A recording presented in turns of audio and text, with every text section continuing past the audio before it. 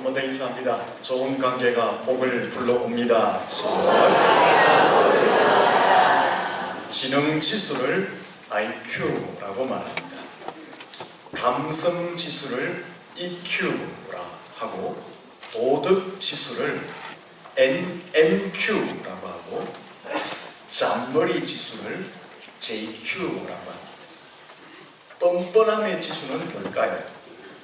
BBQ. 치킨 지지림이 아닙니다. 근데 NG라고 해서 관계 지수가 있습니다. 타인과 어울림의 지수, 서로 협력하는 협력의 지수, 서로 돕는 지수, 이것을 관계 지수 NQ라고 말을 합니다. 이 NQ 지수가, 관계 지수가 높을수록 더 행복하고 성공적인 삶을 살게 된다라고 말을 합니다. 일의 성공은 관계에 있다라는 말이 있습니다. 이 말은 일을 성공적으로 수행하기 위해서는 조직도, 계획도, 능력도, 물질도 있어야 하지만, 그보다 먼저 좋은 관계를 맺을 때에 성공할 확률이 높다라는 것입니다. 큰 사업을 하든 작은 사업을 하든 간에 고객이나 직원이나 타 업체와의 관계가 중요하다라는 것입니다. 관계가 좋으면 다른 것이 좀 부족해도 좋은 성과를 낼 수가 있고, 반면에 관계가 좋지 않으면 조직과 계획과 물질이 있다 해도 일을 성사시키거나 성공적인 결과를 내기가 쉽지 않다라는 것입니다. 미국 CTI 대학에서 인생을 살면서 실패한 사람들, 사회생활, 가정생활, 직장생활에서 실패한 사람 1만 명을 대상으로 해서 조사를 합니다. 왜 이 사람들은 인생에서 실패했을까? 이 사람들을 조사하기 전에는 지식이, 기술이, 능력이, 물질이 부족해서 인생에서 실패했을 것이다 라고 생각을 했습니다. 그런데 조사해보니까 전혀 의외의 결과가 나왔습니다. 전문 지식, 전문 기술 혹은 물질이 부족해서 실패한 것이 아니라는 것입니다.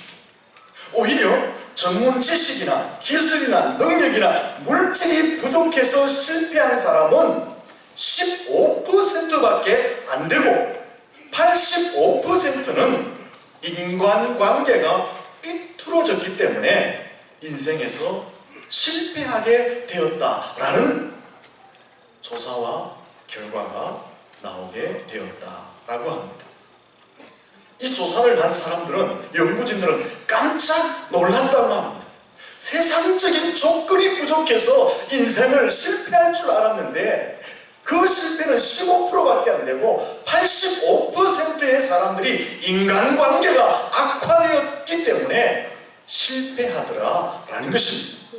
그래서 이번에는 어떤 사람들이 인간관계에서 실패하느냐, 인간관계의 실패의 요인을 조사해 봤습니다. 그 결과 사물이나 사건이나 역사나 사람에 대해서 항상 비판적이고 옹졸하고 부정적인 태도를 가진 사람은 늘 인간관계에서 실패하고, 사물이나 사건이나 역사나 사람에 대해서 좀 도량이 넓고 폭이 넓고 이해심이 크고 긍정적인 사람은 항상 인간관계에서 성공하더라라는 것입니다. 그러므로 관계의 성공이 일의 성공이다 라고 말을 할 수가 있는 것입니다. 교회에서 행복하고 건강한 신앙생활 하는 데 있어서도 마찬가지입니다. 관계가 좋아야지 건강하고 행복한 신앙생활을 할 수가 있습니다. 첫째는 하나님과 좋은 관계가 맺어져야 합니다. 둘째는 목회자와 좋은 관계, 셋째는 성도와 성도끼리 좋은 관계를 맺어야지 교회 생활이 행복하고 건강하게 되는 것입니다. 관계가 삐뚤어지면요, 아무리 좋은 교회 다녀도 아무리 은혜스러운 말씀이 선포한다 할지라도 그 교회 생활이 행복하지 않습니다. 지겹고 괴롭고 힘들게 되는 것입니다. 하지만 관계가 잘 맺어지면 하나님과의 관계, 목회자와의 관계, 성도들과의 관계가 잘 맺어지면 그 교회 속에 좀 부족한 것이 있다 할지라도 건강하고 행복한 신앙생활을 하게 되고 교회를 자꾸 오고 싶고 또 오고 싶어진다라는 것입니다. 그러므로 NQ 지수를 높여야 합니다.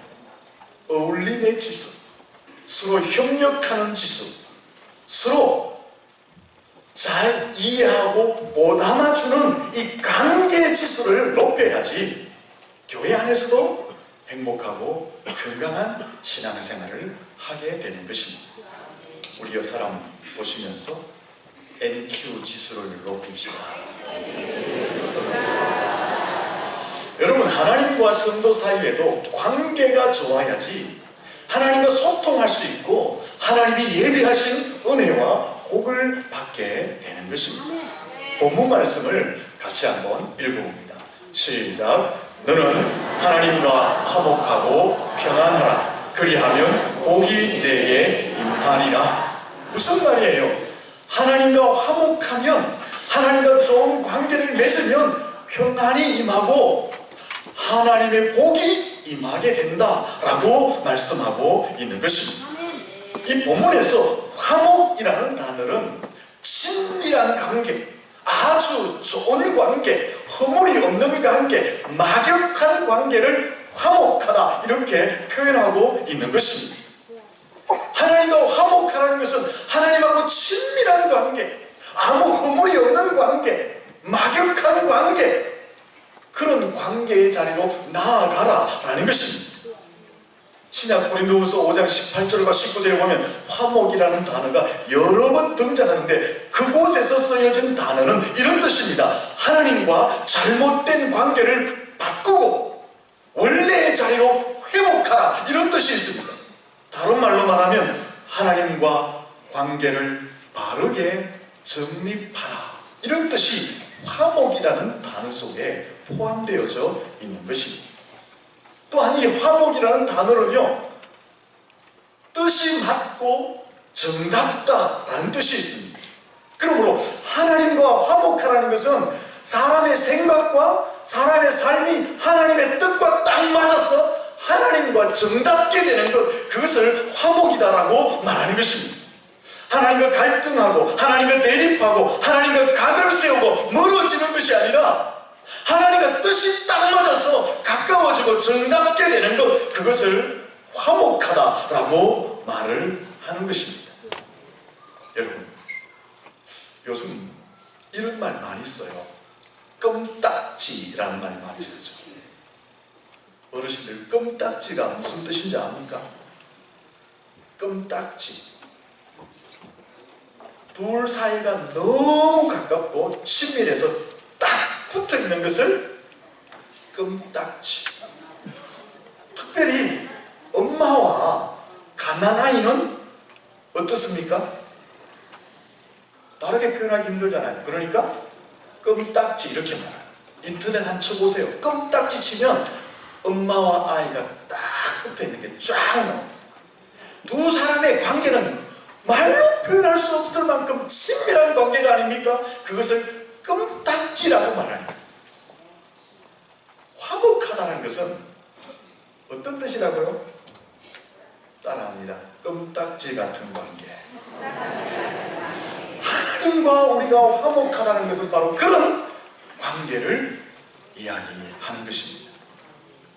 그러면 이렇게 되면, 즉 하나님과 우리 사이가 껌딱지처럼 너무나 친밀하고 너무나 정답고 너무나 막역한 관계가 되면 하나님은 두 가지 복을 주신다고 오늘 성경에서 말하고 있습니다.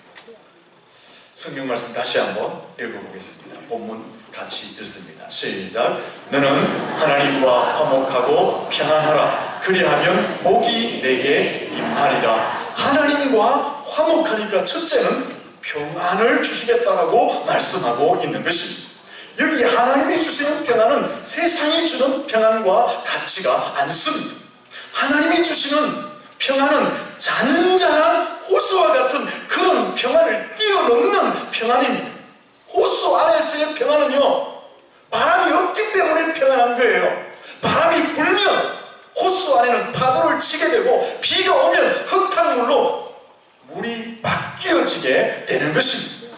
세상이 주는 평안은 바로 이와 같습니다. 여건과 환경에 따라서 세상이 주는 평안은 바뀌어지게 되는 것입니다. 세상이 주는 평안은 평소에는 잔잔해 보이지만 위험한 요소가 발생하면 그 세상이 주는 평안은 다 깨어지고 마는 것입니다.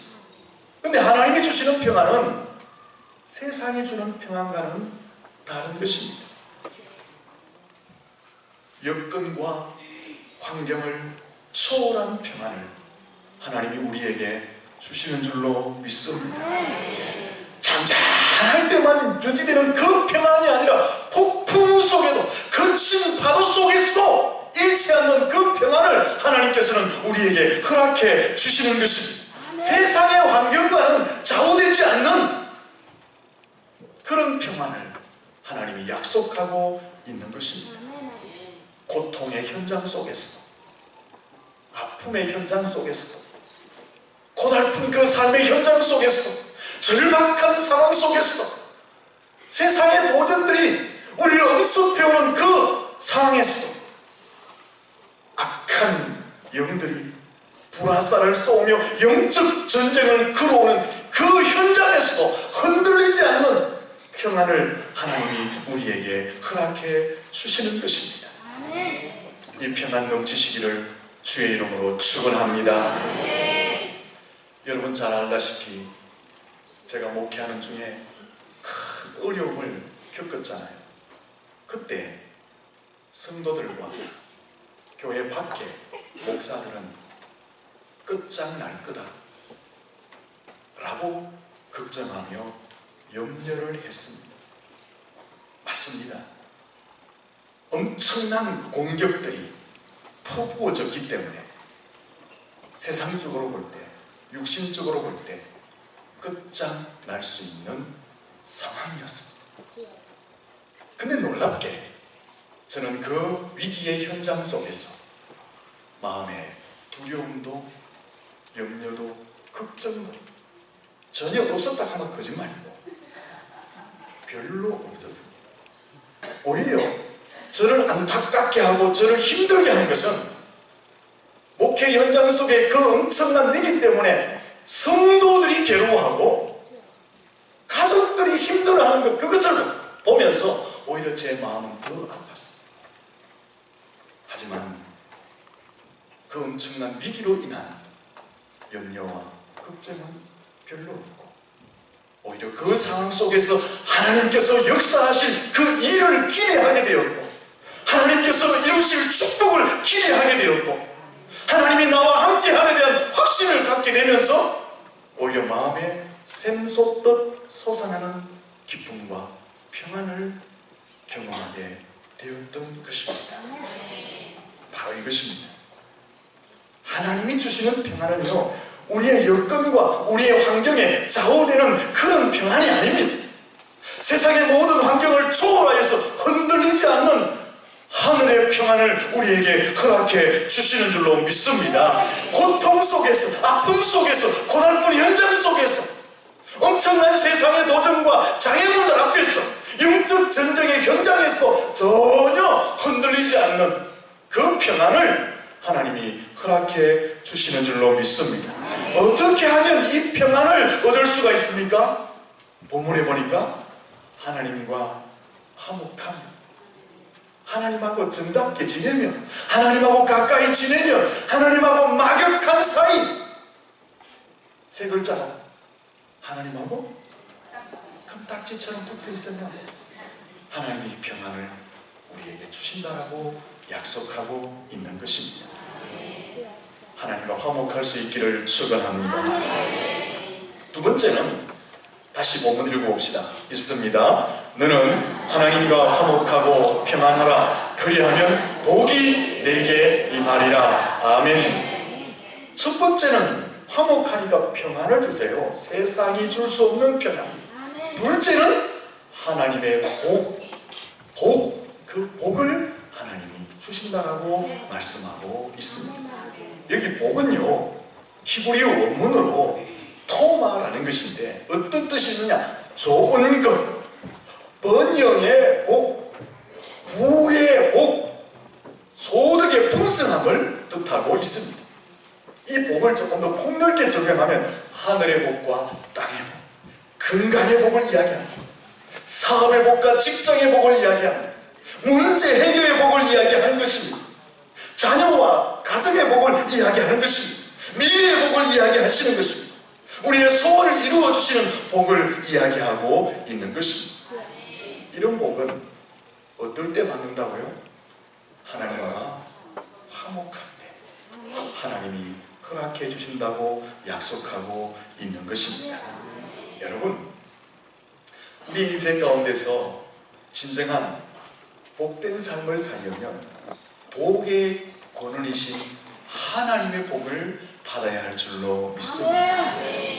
모든 사람들은 행복하고 복된 인생을 살기 위해서 철저하게 계획하고 그 계획을 따라서 열심히 노력합니다. 하지만 대부분의 사람은 자기의 뜻과 계획대로 열매를 거두지 못합니다. 지난 목요일에 신문 기사를 보니까 우리나라의 노숙자가 11,340명이다 라는 기사를 보았습니다. 정부에서 그 노숙자를 좀 없애보겠다는 정책을 세우고 있습니다. 이 노숙자의 인구는요, 우리 천도 500 인구보다 좀 더 많습니다. 전국 곳곳에 실패한 인생들이 갈 곳이 없어서 거리에서 방황하고 있는 것입니다. 이 노숙자들이 처음부터 나는 노숙자가 내 인생의 목표야, 나는 노숙의 길로 가겠어, 이렇게 출발하는 사람이 어디 있습니까? 이분들도 처음에는 자신의 인생을 좀 더 멋지게 행복하게 성공적으로 가꾸기 위해서 계획하고 얼마나 노력했겠습니까? 하지만 자기의 뜻대로 되지 않아서 노숙자의 길을 걷고 있는 것입니다. 그렇습니다, 여러분. 사람들이 자기의 걸음을 계획하고 열심히 그 길을 걸어가지만 자기 뜻대로 이루어지지 않는 것입니다. 잠언 16장 9절에 보면 사람이 마음으로 자기 길을 계획할지라도 그 걸음을 인도하시는 분은 여호와이시다라고 말씀합니다. 사람들이 자기의 인생길을 더 행복하고 성공적으로 걸어가고 성취하기 위해서 철저히 계획하고 힘을 다해서 노력하지만 자기 뜻대로 안 된다는 것입니다. 하나님이 붙들어 주시고 축복하셔야지만이 행복하고 성공된 자리에 설 수 있다라고 말씀하고 있는 것입니다. 그러므로 복된 삶을 살려면 하나님의 복을 받아야 하는 것입니다. 우리 옆 사람에게 축복합니다. 하나님의 복을 받으시기 바랍니다. 여러분, 하나님은 복의 권원이신 줄로 믿습니다. 출애굽기 20장 6절에 보면 나를 사랑하고 내 계명을 지키는 자에게 천대까지 은혜를 베푼다라고 말씀하셨습니다. 역대상 29장 12절에 보면 부가 귀가 주께 있고 만물의 주인이 하나님이시고 사람을 크게 하시고 강하게 하심이 하나님의 손에 있다라고 말씀하고 있습니다. 함께서 2장 3절 8절에 보면 은과 금은 내 것이다 라고 말씀하고 있습니다. 야고보서 1장 7절에도 보면은 온갖 좋은 은사들과 온전한 성분들이 위로부터 빛들의 아버지 그 하나님께로부터 내려온다고 말씀하고 있는 것입니다. 로마서 11장 36절에 보면 만물이 주에게서부터 나오고 만물이 주에게로 돌아간다고 말씀합니다. 무슨 말이에요? 만물의 주인은 하나님이시다. 복의 권한은 하나님이시다. 이 말씀을 하고 있는 것입니다. 그러므로 하나님의 복을 받아야 진정한 행복과 성공의 삶을 살 수 있게 되는 것입니다. 어떻게 하면 이 복의 권원이신 하나님으로부터 복을 받아서 더 행복한 삶을 살 수 있느냐? 어떻게 하면 됩니까? 본문 읽어보면 되잖아요. 같이 읽습니다. 시작. 너는 하나님과 화목하고 평안하라. 그리하면 복이 내게 임하리. 어떻게 하면요? 하나님하고 관계를 잘 맺으면, 하나님 뜻 안에서 하나님과 정답게 지내면, 하나님과 친하게 지내면, 하나님과 가까이 하면, 하나님과 딱 붙어 있으면 복의 근원이신 그 하나님이 복을 주신다라고 약속하고 있는 것입니다. 잠언 8장 17절에서 22절에 보면 나를 사랑하는 자들이 나의 사랑을 입으며 나를 간절히 찾는 자가 나를 만날 것이며 부귀가 내게 있고 장구와 재물과 공의도 내게 있는데 나를 사랑하는 자가 재물을 얻어서 그 곳간이 채워지리라고 말씀하고 있는 것입니다. 하나님을 사랑하는 자가 하나님의 사랑을 입고 하나님을 찾는 자가 하나님 만나주시고 부와 길을 가지고 계신 그분이 하나님을 사랑하고 하나님을 찾는 자에게 그 부와 길을 허락하시고 그 곳간을 채워주신다라고 말씀하고 있는 것입니다. 어떻게 하면 이 은혜, 이 축복을 받을 수가 있습니까? 하나님과 화목합니다. 하나님과 가까이 하시면 하나님이 절로 이 은혜, 이 축복을 주시게 되는 것입니다. 솔로몬을 보세요. 다윗을 이어서 이스라엘의 3대 왕으로 등극합니다. 솔로몬이 3대 왕으로 등극하면서 한 일이 무엇입니까? 내가 왕이다. 교만 떨지 않습니다. 왕이 되었으니까 축하를 받아야지, 축배를 들어야지 축제를 하지 않습니다. 왕이 되었으니까 정치를 똑바로 해야지, 백성을 똑바로 다스려야지, 정치와 백성을 다스리는 일을 먼저 하지 않습니다. 솔로몬이 왕이 되면서 먼저 한 일은 하나님 앞에 예배하는 일이었습니다. 그는 하나님 앞에 1,000번제를 드립니다. 1,000번제를 드렸다는 것은요, 시간으로 볼 때, 물질로 볼 때, 정성으로 볼 때 최고의 것을 하나님께 드렸다는 거예요. 하나님을 가장 사랑했다는 말이죠. 하나님 그 솔로몬을 만나십니다. 너에게 무엇을 주고? 솔로몬이 하나님 지혜를 주세요. 너무 하나님이 기쁘시네요. 그래서 지혜는 물론이고 그가 구하지 아니한 전무후무한 이전에도 없고 이후에도 없는 부귀와 영화를 덤으로 허락해 주셨습니다. 하나님과 가까워지니까. 근데 이 솔로몬이요, 끝까지 잘 갔으면 얼마나 좋아요. 통치 후반기로 가면서 이 솔로몬이 변질되는 거예요. 나라를 다스리는데 하나님 먼저 생각했던 그 솔로몬이 군사력을 의지하고 이방의 나라와 함께 협의를 해서 통치하려고 합니다. 이방의 나라와 조약을 맺다 보니까 이방의 나라의 공주들을 아내로 맞이합니다. 솔로몬이 아내가 얼마나 많습니까? 그게 타락해서 그래요. 다른 나라 공주들이 와서 볼모로 삼고 서로 하친조합니다. 그렇게 변질돼 버린 거예요. 근데 그 공주들이 들어오면서 그냥 들어옵니까? 자기들이 섬겼던 신들과 우상들을 가지고 들어. 솔로몬은 화친조약을 맺었으니까 반대를 못하는 거예요. 세상 문화를 가져오고 신들을 가져오고 우상들을 가져와서 그 공주들이 왕비가 되었으니까 이스라엘 땅에 온 천지의 사람들에게 그 문화를 퍼뜨려 버린 거예요. 하나님이 그 솔로몬을 보시고 실망한 거예요. 그래서 솔로몬이 왕위를 물려줄 때에 하나님은 나라를 두동강 내어버리고, 하나님을 가까이 했을 때는 하나님이 엄청난 은혜와 복을 주셨죠. 그 하나님을 떠날 때 하나님은 거두어 가시고 오히려 그에게 불운의 역사를 하나님이 남기셨습니다. 여러분, 인생을 살면서 가장 불행한 일이 무엇일까요? 내 몸이 불편해지는 것, 내가 가난해지는 것, 좋은 것 못 먹고 좋은 것 못 입고 좋은 데 못 사는 것, 그것이 우리 인생을 가장 불행하게 하는 것입니까? 불행일 수도 있습니다. 하지만 그것보다 더 불행한 것은 하나님과 불화하는 것입니다. 하나님과 멀어지는 것입니다. 하나님과 단절되는 것입니다. 하나님과 관계가 끊어지는 것이 더 불행한 일이다라는 것입니다. 그래서 존 스토트 목사님은 이 시대에 최고의 선은 하나님과 관계를 회복하는 것이다, 그렇게 말했어요.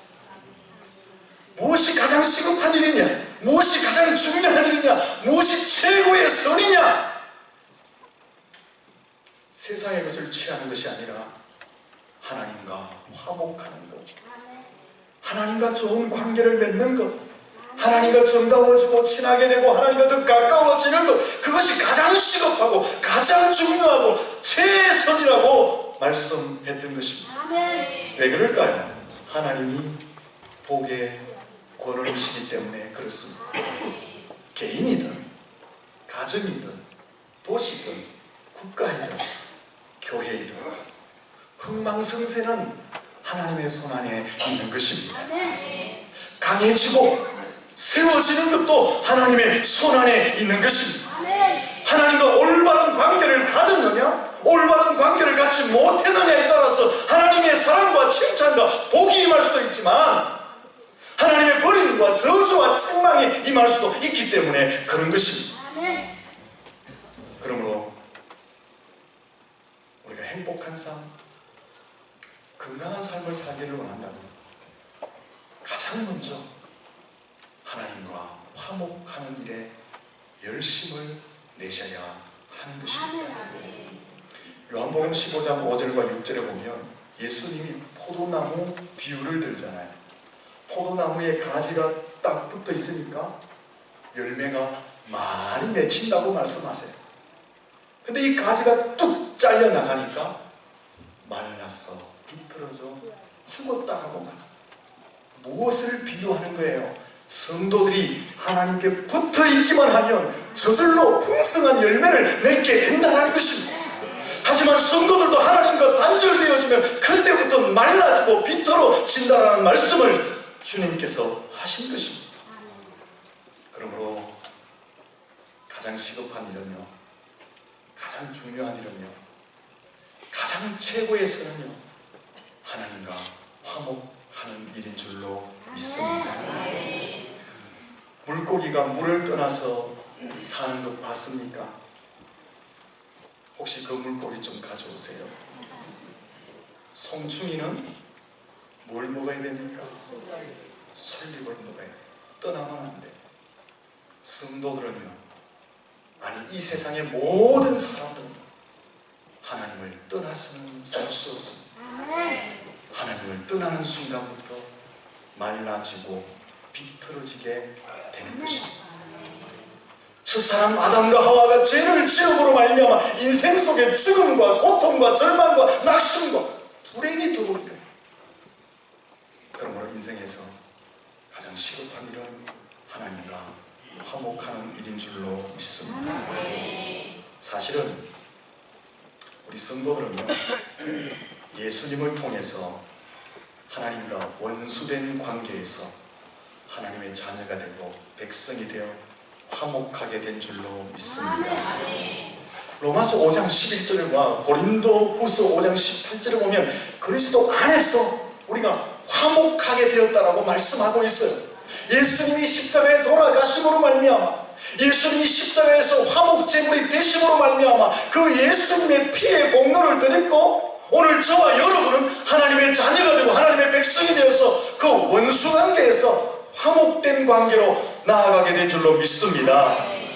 하지만 이 땅을 사는 동안에 더 건강하고 더 행복하고 더 풍성한 삶을 살려면 이제 그곳에서 하나님 앞으로 더 가까이 더 친밀한 관계로 나아가야 할 줄로 믿습니다.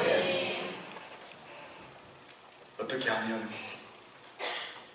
하나님과 더 친밀해질 수 있을까요? 어떻게 하면 하나님과 더 화목하게 될 수 있을까요? 추석 명절입니다.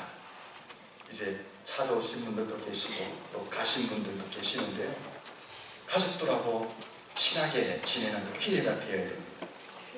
먼저 좀 가족들에게 손을 내미셔서 좀 화목하도록 성도들이 예를 써야 됩니다. 왜 그럴까요? 우리에게 화목케 하는 직책을 주셨기 때문에 그렇습니다. 어떻게 하면 가족과 친척들과 화목할 수가 있을까요? 먼저 인사하세요. 제발 고개 좀 들고 다니지 마시고 좀 인사 좀 하이소. 가족들 보면 딱 인사 먼저 하나하나 대기하고 있잖아요. 교회 안에서 인사 좀 먼저 하이소. 그냥 딱 인사하면 고개만 숙이지 마요. 이 인사는요 어른들만 받는 게 아니고 어른들도 다음 후배를 사랑하는 마음으로 왔나 먼저 이야기해 주세요. 어떻게 하면 가족 간에 화목할 수 있냐? 인사하고 섬겨주고 사랑해주면 화목할 수 있어요. 근데 꼭 빼놓지 말고 이 명절에 해야 될 게 있습니다. 뭡니까? 선물하시고 용돈을 주셔야 됩니다. 안 그러면요 안 믿는 가족들은 자들은 뭐만 한다? 말만 한다니까. 안 그래도 말 많은 게 예수제입니다. 와가지고 늦게 와가지고 일찍 삭 가면서 고생했지? 나 간대. 그런 걸 왜 해야 됩니까? 말만 하지 마시고 가족들 만날 때 물론 좀 힘든 분들도 계시지만요 조금만 더 여러분의 삶을 조금만 떼서 작은 것이라도 나누면 가족 간에 화목하게 되는 거예요. 그럼 우리가 하나님하고는 어떻게 하면 화목할 수 있느냐라는 것입니다. 오늘 본문 뒷부분에 보면 간략하게 말씀하는데 간략하게 요약해 보겠습니다. 첫째는 22절에 보면 하나님의 말씀을 귀담아 듣고 그 마음을 실행하면 된다고 합니다. 둘째는 23절 상반절을 보면 회개하고 돌아오라고 합니다. 셋째는 23절 하반절을 보면 불의를 멀리하라고 합니다. 넷째는 24절과 25절에 보면 하나님을 세상에서 가장 귀한 분으로 여기면은 하나님과 화목할 수 있다라고 합니다. 여러분 이거 아세요?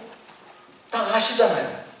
어떻게 하면 하나님과 가까워질 수 있느냐 그 방법 아시잖아요. 그러면 그대로 실행하시고 하나님과 가까워져요. 하나님과 가까워지면 어떤 복을 주십니까? 본문에 보니까 세상이 줄 수 없는 평안, 하나님이 허락하신 하늘의 복과 땅의 복을 주신다고 말씀합니다. 또 이 본문 후반으로 보면 27절에 보면 하나님과 화목하니까 기도를 들으신다. 하나님과 화목하니까 경영하는 것을 이루신다. 하나님과 화목하니까 높은 자리에 앉게 하신다라고 후반부에서 말씀하고 있는 것입니다. 여러분 세상과 자꾸 가까워지지 마십시오. 어렵고 힘들고 일이 안 풀리고 그럴 때일수록 우리 성도들이 해야 될 일은 하나님 앞에 가까이 더 정겹게 더 친밀하게 나아가야 하는 것입니다. 하나님 그런 우리를 보시고 평안을 주시고 복을 주시게 되는 것입니다. 하나님과 화목할 수 있기를 예수님 이름으로 축원합니다. 기도하겠습니다. 살아계신 하나님 독생자